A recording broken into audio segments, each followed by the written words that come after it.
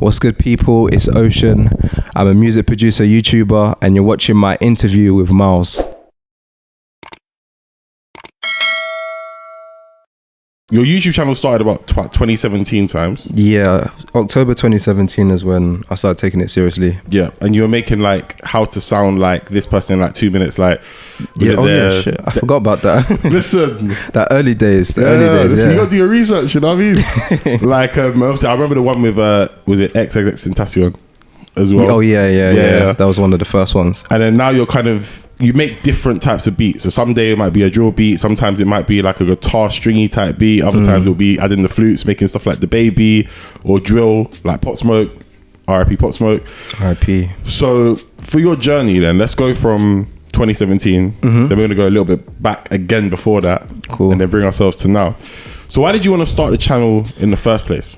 You know what? It wasn't even something I wanted to do. To be honest, it was my younger brother. So he was like really into YouTube. He's got like his YouTubers I used to watch, like FouseyTube, all these vloggers and that. And you come across one channel, guy called Taz Taylor, and he used to vlog. He's a huge producer now, doing big things. Internet Money Beats. Yeah. And he used to vlog, and he used to show like all his PayPal notifications of his beat sales and that. And my brother's like, bro, like you should do this. But I'm thinking like, nah, there's not really much future in that. Like, nah, I'm not trying to do that. I'm not even trying to be in front of the camera. Then another guy popped up called Pat Ryan, and he was literally just making a beat. But it was literally just that, making a beat on camera.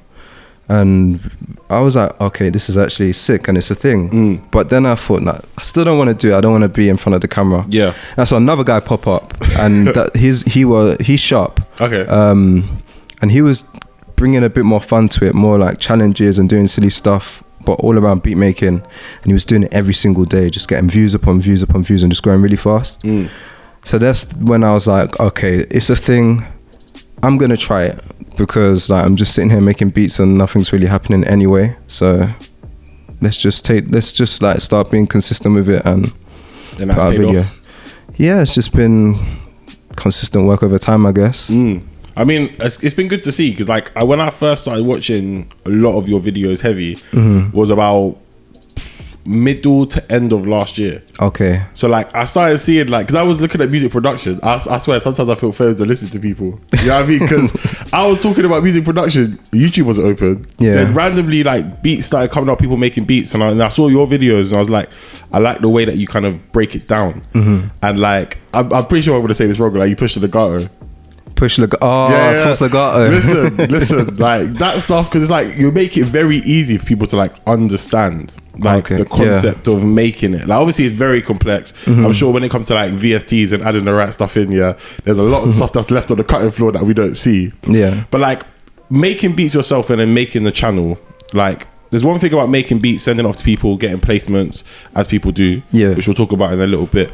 But when it comes down to actually sharing your knowledge with the audience, people that you don't know, apart from obviously your brother who was saying put it on and stuff like that, why did you want to do that?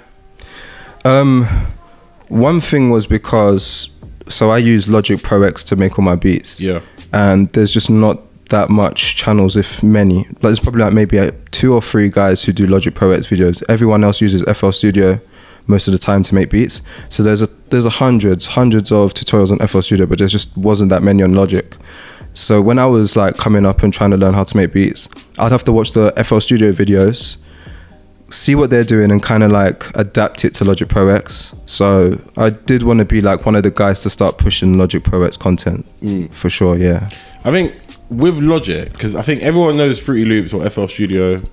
I'd love the way they like upclass that, It sounds professional now, it does, isn't it? Because Fruity Loops was just calm, Everyone back in the day was like, yo, what did you make that one? Oh, Fruity Loops. Oh, say no more. People didn't even take it seriously back then. Now they've done that whole rebranding. I think that's definitely helped like take their whole thing further. It's a mad collaboration, because like Musically and TikTok. It's basically the same kind of thing, innit? Like, transform it, and now everyone loves TikTok, but Musically you talk about Musically, people's like, no, like, that was dead, like no one did that. But now TikTok's like that's the in thing. Exactly. Like obviously before we even get into further more as well, like remixing BTS. Oh yeah, I appreciate that still. Making lo-fi and trap music. Listen, you're gonna get the K-pop fans like that, it's happening, you know. It's a bit crazy to see. All right, so with YouTube, all the people that follow me, when you look on the demographics, it tells you. Yeah. I think it's about 98% guys who are 18 to 25, let's say. But then, like, if you go to TikTok, it's all teenage girls. Because it's all like BTS remixes, isn't it? So their whole fan base is just teenage girls. So it's a bit like a crazy flip. So you're an icon for one side, and you're bad on the other. For real. The switch up. But so we're going we're making beats now, and we're varying it. Now, from just watching the videos, I can see that you listen to a wide range of music. Yeah. So you went from the first couple of videos as well, like doing beats where you were getting like Enquiries stuff from him and just maybe making a beat out of that, flipping a sample. I like when you switch it, so you take out all the MIDI, then make it into an audio file and push it back. That is so key. Because as an editor myself, obviously I don't make beats like that. My beats would be trash, but I like that because it's so much easier to do. Yeah. But what were you actually listening to when you were growing up? It's hard to pinpoint one thing. I know it's cliche, but literally everything. Yeah. But more specifically, like different phases of my life, different things. So I remember maybe like my earliest music was probably, of what I remember anyway, was R&B. The first CD I had was Craig David. Which one? The Walking Away? Before that, Born to Do It. That's it, Yeah, I had that album on like CD and everything. Yeah. Like that was my album when I was like 5. Shout out CDs, man. Trust me. And then as I got older, it was all like hip hop. Then at one point when I was a teenager, I was proper into like rock and punk music. Okay. And then it switched into, I went to like old soul, like like rare grooves, 70s. Yeah. 70s, 80s. I was into that for a while. Then like we've gone back full circle into hip hop, and it's all over the place, to be honest. Depending on my mood, depending on my day. Could be anything. Like that Spotify must be a madness right now. It is. Yeah. But you know, like you get the end of year charts. All the 5 spots were like totally different genres. Mad. It was crazy. Who was number 1 last year? Number 1, I think it could have been Mac Miller, you know. Fair. I was playing that a lot. This year is definitely going to be Pop Smoke there. Yeah, bro. Let's talk about that. We're going to talk about it later, but that was sad, man. Like, I know he's one of your favorite artists as well. Man, when it happened, I was on my phone. My brother was with me and he was on his phone. And all of a sudden he's like, I think Pop Smoke's been shot. And I'm like, that's just some like that some Instagram. Yeah. But then I deeped it for a second. I was like, if Pop Smoke is like really shot, like fuck. So I googled it, and you know, like you get TMZ Complex covering it. Literally like 3 minutes they've posted, he's been shot dead, and I was just like, fuck, man, that's crazy. 100%. Like, because with that, let's tie Pop Smoke into like the producer realm as well. Yeah. And obviously 808 Mellows from Ilford. I swear, I know he's from the UK. I didn't know. Yeah, he's from I'd say Pop Smoke has definitely bridged the gap for the UK producers, especially in drill, over to the US. Because when you look at a lot of the US drill, all UK producers, 808 Mellow, Axel Beats. Is he from the UK as well? Yeah. Okay, mad. I'm sure like M1 is probably doing big things as well. Shout out all those guys. The guy who made the beat for Dig That's Air Force was on Pop Smoke's album as well. Okay. Yeah, I can't remember what song it was, but he was on there. So, I mean, when you're making your drill beats now as well, like, are you thinking maybe you're looking to push them and market them for a US audience as well as UK, or 100%? Yeah. To be honest, I just want to get my beats placed. Like, I'm gonna keep it 100. I do my beats. I don't really. I mean, obviously, I have like an idea of who I'd want to be on it, but if I get them placed, I get them placed with whoever. Yeah, I mean, because when we watch the videos, as you know, just people enjoying them, seeing the journey for the process from going from the first bit of MIDI that's getting punched into the full beat once you arrange it. Yeah. Once the camera goes off, you know, the video is done. Apart from using those beats on your YouTube videos, which is good for copyright because your own stuff. Like, where did they go? They're literally sitting on my hard drive. Listen, honestly, you got to be releasing some of them. I do send out beats to artists and to other producers to like do their thing and send it to whoever. But for the most part, I've got like a bunch of beats just sitting on my hard drive because I don't do the whole beat selling thing online. Yeah.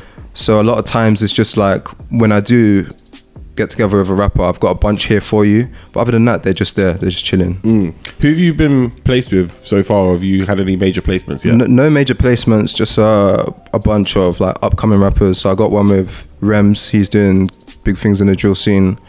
Another rapper in the US called Marnie. Okay. He won the rap game. Yeah. I think like season 3? Season 2 or 3, one of those, Everyone was saying he was like Snoop Dogg. Yeah. Who else? There was a French rapper, I think his name's Dox or something like that. He's doing big things in France. Nothing like major, but still like we're working with up and coming rappers. I like that as well though. I want to be a part of someone's journey as well. Would you see yourself like, obviously we have like Metro Boomin kind of plugs in with people, or like especially a couple of years ago with like Pierre Bourne and Playboy Carti, they were a bit hand in hand, and then obviously they both kind of split and kind of done their own things. Pierre became his own artist. Would you do that with an artist at some stage? Yeah, definitely. That's something I want to do. I'm not gonna lie, like last year was a bit more of a selfish year of me just trying to grow on YouTube and like put out my own content before like collaborating with other rappers and that. But that's definitely something I'm going to be doing in the future for sure. I mean, it's a good look to have, and I feel like with the beats that you release already on like on YouTube, some of them you might be just cooking up really quickly, others might take a little bit longer. I think most of them are very quality. Cheers, man. So I think it'll be good to see, like, you know, the tag that we see every video just pop up randomly finally in like a radio song or something. Because like when it comes to production, like for your, again, we're going far ahead before we even get there, do you know what I mean? But like, what's the end goal for you, man? It's a deep, I'm trying to ask these deep questions. I'm just, you know, it's a big one. Trying to just take this to the highest level I can. I want to come home one day and just have plaques all over the wall plastered. Man, it's a hard question to answer because I think about this all the time, and it looks different. It's kind of like in different ways though. I want my brand to be big, like, but I also want to have like big hits as well with rappers and that. Maybe do my own like DJ Khaled kind of flex, have my own album and that. But you know you can't pretend the good energy though. You know everyone's there because after the whole Tyler the Creator thing last year, it's a bit shaky for DJ Khaled at the moment, you know. I feel that. Man, it's trying to be as big as it can. Just trying to take it as far as I can, honestly. When like obviously you've traveled quite like around the world as well, so you spent a bit of time in Asia, and then you are living in Manchester at the moment, and obviously you're from London anyway, and you've been to America as well, and you've I remember there was a video of you cooking up on the beach, some madness, and I was like where's the plugs? That extension cord's going on for time. But like, how have the travels kind of helped you? Oh man, it's definitely helped me for sure. So there was a period of time in my life, let's say from like 19 to, I'm 24 now. Okay. So let's say like 19 to 23, I was on the road like 24/7. I was just living in like loads of different places. And throughout that journey, it's kind of shaped like, it sounds cliche, kind of shaped who I am, but at the same time, my creative ideas, because I'm able to like take my experience from one place, I might have heard something there, bring that back into the production or the music or just certain outlooks on things as well. I mean, definitely helped me. I mean, when you're traveling, do you look for like local instruments that people play and try and incorporate it into like, I don't know if they have VSTs where they can do that, like you hear, you're in Japan, you hear like a shamisen or something like that, and then incorporate that in. To be fair, there's VSTs out there that have got like everything. Oh, so okay. Definitely. I don't really seek it, but I always just find myself there. So, for example, like when I was in Bali, we went to just some show where they were playing live music, but they had this thing called the Gamelan. It's kind of like similar to a xylophone. Yeah. And they were playing it. I'm like, oh, like this actually sounds sick. Then I found it in a contact plugin. Oh, mad. But that's something that I definitely want to do more of, like taking the actual sound from an actual Gamelan and putting that in. Yeah. I've done it a few times. It hasn't worked the way I want to. But yeah, I feel like those little things definitely kind of chip in to the production and that. I mean, Monty Booker's good at that. He's done that a few times as well. Like he used like a all the stuff in his bathroom and made a beat out of it. I've seen a few people that do really creative stuff. There's a guy called Gami or Origami, and he gets really random instruments. So he got like this massive xylophone. Is that the one from Senegal? I've seen that video. Yeah. Flip that into something. He had like a massive viral video. Can't remember the instrument. He had one playing the ocarina from Zelda. Yeah. Put that into a beat. Like, people are getting creative with it. We're talking about other producers and stuff as well. Yeah. So when you're, sitting there in front of your laptop, obviously maybe not for the video, but just for your own personal packs or for your own music you want to send out to people. Like, do you draw on inspiration from people, or like, are you very much, I don't want to listen to your stuff, I'm just doing mine? I'm both. Yeah. Some days I'm like, okay, let me just watch like what everyone's doing and see, just get a different outlook. And then I'll have some periods where I don't want to watch no one. I don't care what anyone's doing. I'm doing what I'm doing today. So it's a bit of both. It just depends on my mood. And I think there's pros and cons to both, because like when I'm feeling like I'm just doing my thing, my expression comes out like in its purest form. There's no outside influences or whatever. Yeah. But then it's good to see what other people are doing sometimes, because maybe not to copy, maybe not to take like exactly what they're doing, but maybe a piece from here, piece from here, piece from here, piece from here, and you kind of incorporate that to make your own style. Yeah. I mean, it's important because, like you said, it's good to have your own sound and your own wave, but at the same time, you might hear something that someone else might have not done. I remember, I don't know if you watched the Genius Deconstructed. Yeah, like that come out like all the time for the hot singles. Yeah. There was one recently where there was a guy, I can't remember what song it was, but it was to do with a sliding 808. Oh, it's the box. I know it straight away, because I listened to that reverse 808 and I'm thinking like, like how did he do that? Yeah. And then in the video, I remember him saying that he didn't reverse it. He done something else, but he didn't even want to say what it was. But then I think Genius messed this up, because he literally said like, don't show this, and they showed how he did it. It's basically like it's getting technical, but basically it's a rolling 808 and the velocity is going up. So it's like vroom. Okay, yeah. So yeah, the secret's out and everyone's doing that now. That's the good and a bad thing. It's good because it can influence other people, but then most people are just going to take that, rip that straight and put reverse 808s into everything they do. So. I mean, in the comment section, people are absolutely just like explaining what you do anyway. Yeah. And it was like, there's no secrets to be held here. So as a that's the thing with those things as well. You can't hide nothing from producers. There's always going to be one that knows exactly how it was done. There's always one. Is that one? Say for example, when you make like certain beats, then is that something that's in the back of your mind? There's like, what if I can show this or not? Yeah. Techniques, no. In fact, no, because there's nothing I don't hide. Yeah, nah, because one, it will probably get out anyway, and two, like, there's not one specific thing that I think is gonna make or break me. Like, if someone saw how I do a hi-hat roll, it's not gonna be like, oh no, like that's my style and now it's taken. I cannot. Nah. They do their thing, I do my thing, innit? And it all comes and works out. Yeah, that's how it always is anyway. So talking about where people can access some of the extra content now. So you have packs that you make and then you sell them, right? Yeah. So like when you're working on those kits, I think they're called kits. If I'm getting the terminology it's wrong, kits, yeah, it's all good. You're making sure what's there. But like good. When you're outsourcing now, like as a music producer, because we see a lot of producers, they don't get the credit they deserve, but in the last say 3 or 4 years, the producer is the guy now. Do you know what I mean? Like when it comes to you kind of selling your work, and doing placements and stuff, like is that something that's always on your mind, or have you not thought about it that much yet, or where do you kind of sit with that? In terms of like my own samples being used in other stuff, you're saying? To be fair, like if someone uses my sample and it gets a major placement, obviously like I want a piece of that. Like, it's my sample.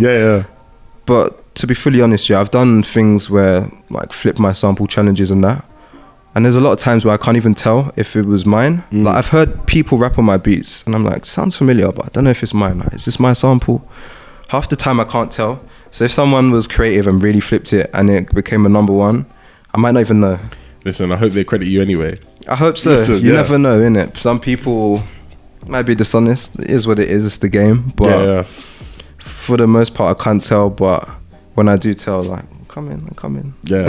No, but for real though, like, I think there are a lot of honest producers out there. When you do collab, let's say get some major placement, they'll let you know, like, I used your sample, here's a cut. Yeah.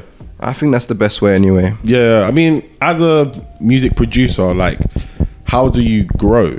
That's like another question where there's so many producers out there. Yeah. And there's like so many people making like YouTube channels. And obviously YouTube and being a music producer, you can do both at the same time, like what you're doing. But the music production is a whole business, and so is YouTube. So when it comes to, you know, kind of growing as a music producer and getting more recognition, how do you approach that? For me, it's all about the personal brand, but I don't think this is just a music producer thing. I think this is a universal thing. A lot of times it doesn't matter how good you are at your job. You can be the best, I don't know, copywriter, Facebook ads guy,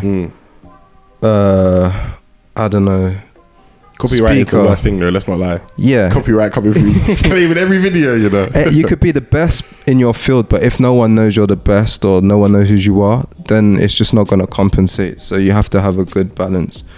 I think though, for like in music, you have to build your personal brand.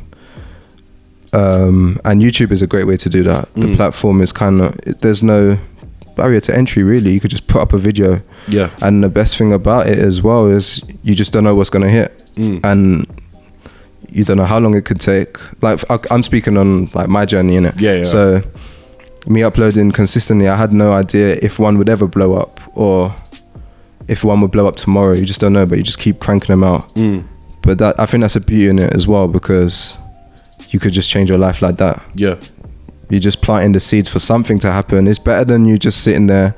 Shoulda, woulda, coulda. Yeah, or even just like making beats in your bedroom but doing nothing with it. Just put yourself out there and things will start to happen.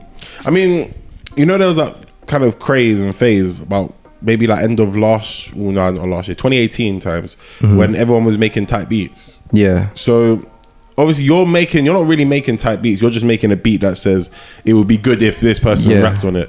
What do you think about type beats as a whole? Do you think, is that normal? Because I'm just kind of seeing it and I think it's definitely like influenced how the industry is now. To be honest, in the beginning it was just more of a marketing thing. Someone would make a beat, think, oh, Drake would sound sick on this, tag it as Drake type beat for YouTube purposes so they can be found when people search it. And that's how it's kind of gone. But now it's massive, like everyone does a type beat. It's all, basically YouTube is like an Amazon for beats if you think about it when it comes to the type beats. That's a quotable right there, you know. It's true though, like you can think of anyone really. Travis Scott type beat. Search for all the YouTube videos, you probably found thousands and thousands. You can find the one that you like. I think more than just like doing a type beat, I think it's just a way for producers to market their beats and make it searchable on YouTube. Big boom because there was big money in it at the time. It's a lot harder now because there's so much competition. If you search for a Travis Scott type beat, the chances of you ranking is going to be really hard because there's just so many of them. But I mean, I think if you, I don't know, let's say the next rapper to pop is Lil Mug. Lil Mug, you know, you have to pick up the mug and show the camera. Lil Mug. Lil Mug, it's not random. Wilder. And then he comes up with a song tomorrow and it pops. Then you're like one of the first people to do Lil Mug type beats. You probably have good success doing that. Yeah. I mean, it's important. I mean, music production, I think, imagine if this was 20 years ago and to make one beat, it would have taken a lot longer. Yeah, definitely. Like, have you gone? And I feel like 20 years ago as well, for music producers, you have to get past a gatekeeper or someone to give you like a shot or opportunity. There was just no access for you to just, you can't just work with a 50 Cent if you're no one. You have to be a Timbo, you have to be a Pharrell. Now you can be anyone on the internet in type beats. Yeah. And a guy like Joyner Lucas, who is Joyner Lucas before, like let's say 5 years ago, before he was big, finds your beat, raps on it and takes it, like the Lil Nas X thing. Yeah. Just taking that beat. Even like Menace. You think from Manchester? Yeah, he is actually done the Panda one. Like you just don't know. And where was I going with this? I had something. I was getting interested. I'm just listening. You know what I mean? I was going somewhere with this. Yeah, basically it's just direct to rapper, innit? There's no gate. I mean, I'm sure there's gatekeepers in certain ways, but you can have more access. You can break the gates down a lot quicker in 2020 than you could in 2000s. Yeah, maybe we're not getting like 100k per beat like Pharrell was back in the day, but at least like there's an opportunity. You're getting some change. Do you know what I mean? You can pay rent. For real. Exactly. People are killing it with selling tight beats as well. Like absolutely doing well, smashing it. So in the producer community as well, so obviously you have dropped a few videos of a couple other guys like where you get a beat and then you flip it around. Yeah. Who are some of the guys that you like work with and would say like you're like producer friends? Shout out Pop by Jack. He's from the UK as well. Yeah. Unfortunately, he had his channel just being hijacked recently, but hopefully he'll get that back soon. Fingers crossed. Yeah, fingers crossed. There's another vegan. Haven't collabed with him yet, but we've been back and forth. Probably do something. To be fair, like I don't really collab too much with YouTube producers. Yeah. I done that one video with them two and Ed Talenti as well, who's a sick producer from Italy.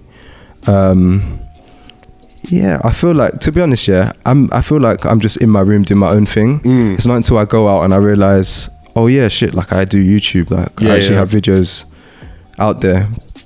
I don't really like collab too much with people. Something I'm open to for sure, but just kind of just do my own thing, really. You're just enjoying the vibe. Yeah. You know what I mean? And obviously the new studio setup, you showed everyone, all the audience on YouTube, looking very, very clean.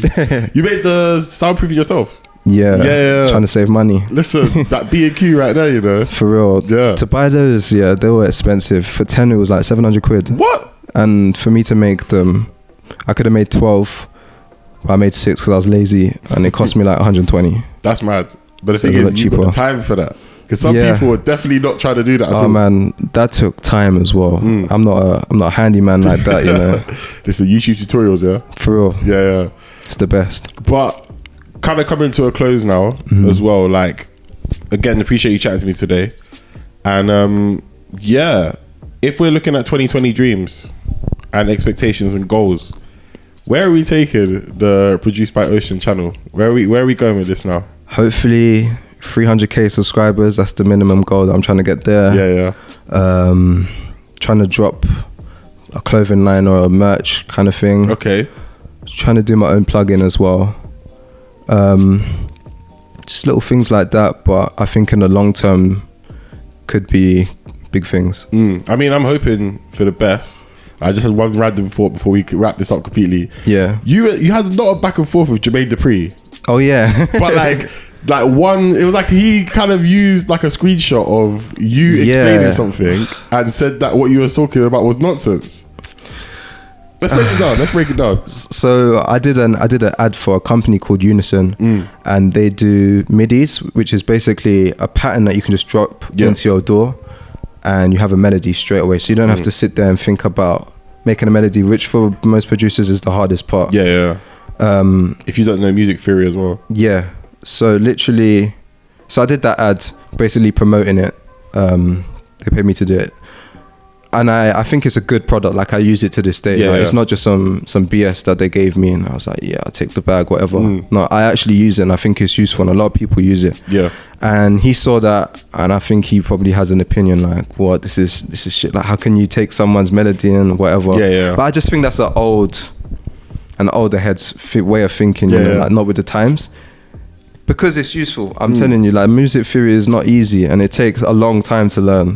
And I'm still trying to figure it out. My music theory is terrible. So these packs really help accelerate the learning curve. At least, okay, you don't know any music theory, but you drag in one of those things, you can get a good beat going with like relatively little experience. But I guess he didn't see it that way. Listen, you know what it is? I feel like, obviously we spoke about it earlier, it's like the different generational music producers.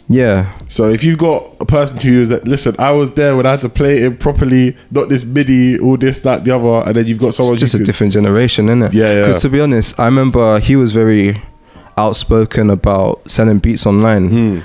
He wasn't very clued up about it because I remember, do you remember we was just mentioning Menace who done the Panda beat?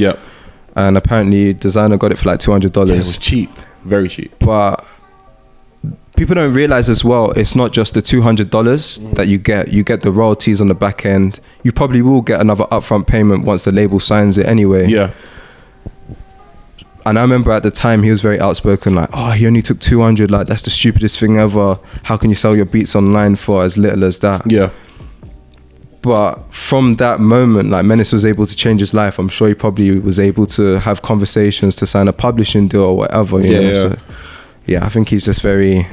It's different times, isn't it? That's all I can say. I mean, it's like, as someone who's been in it now and who's been working on this, where can music production go that? Because I feel like technology is kind of... It's going to improve. Obviously, when like VR and all that stuff come, it'll be a lot more easier. But with music production, it seems very... I don't want to say easy, but to make a good beat is different to making a beat. If I made a beat right now, it'd be terrible. But like, where is music production gonna go in 2, 5, 10? Just to break every year down, but like, where do you see things will? I think the learning curve will be easier because there's more technology that's just helping the process be, just easier. I have plugins that can literally make the melody for me now. I'm sure there'll probably be plugins that will help me make the drum loop and everything. Do the drums. So instead of me actually making the music, maybe I'll probably be more of like an arranger. Maybe that'll be a thing where I just arrange the sounds, make sure everything fits together, and that's that. That's like composing, basically. Yeah, literally. To be honest, like a lot of hits of today is someone grabbing a loop, a melody loop that's already made from one producer over there. They put on some drums, they put on an 808, that's the beat finished. So I think it will get easier in the future. And I'm sure like,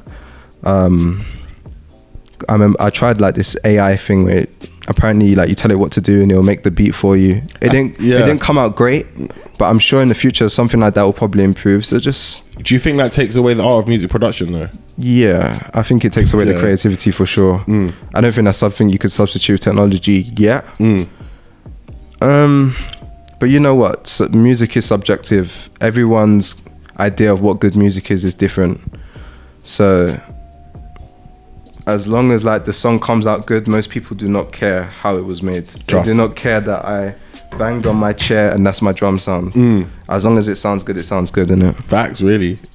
I mean... Yeah, with that being said, I feel like we've had a proper insightful conversation about music production today. Yeah. I still can't cook a beat for anything, but I've learned a lot, and I'm sure everyone who's watching and all your fans as well are going to be learning and maybe trying it themselves. Like, for those guys, girls, whoever, what would you say to them if they're watching this and, you know, they want to, you know, get into music production right now? Grab a DAW. That's like a piece of software to make beats, whether that, so there's like Logic Pro X. If you're using Mac, you probably use that. FL Studio if you're on Windows, that's the most popular one. And then there's another one called Ableton. Get yourself a DAW, get familiar with it, just how to do things in that DAW, how to whatever, just figure it out. Watch a bunch of tutorials, and then consistency. Just keep making beats, music every day, and then piece by piece, like, you'll get it. Yeah, listen, that's advice right there. There's no more gems that can be given away today.